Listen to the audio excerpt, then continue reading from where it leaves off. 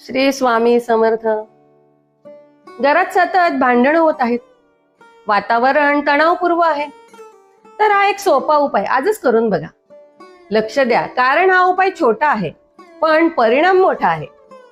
सगळ्यात आधी दररोज सकाळी आणि संध्याकाळी घरामध्ये एक दिवा लावा. देवापुढे देवाजवळ बसून फक्त 5 मिनिटं शांतपणे नामस्मरण करा.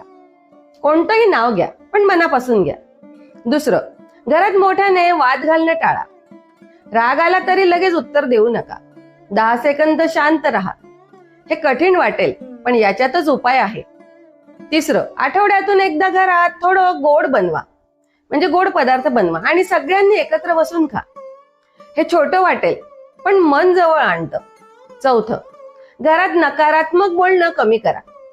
तू नेहमी असंच करतो ऐवजी आपण हे कसं सुधारू शकतो असं बोला.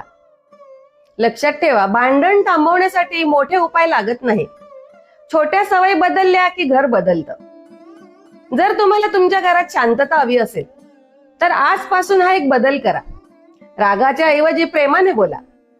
कदाचित हा व्हिडिओ तुम्हाला काही कारणाने दिसला आहे तर कमेंट मध्ये शांती लिहा आणि हा उपाय आजच सुरू करा. श्री स्वामी समर्थ.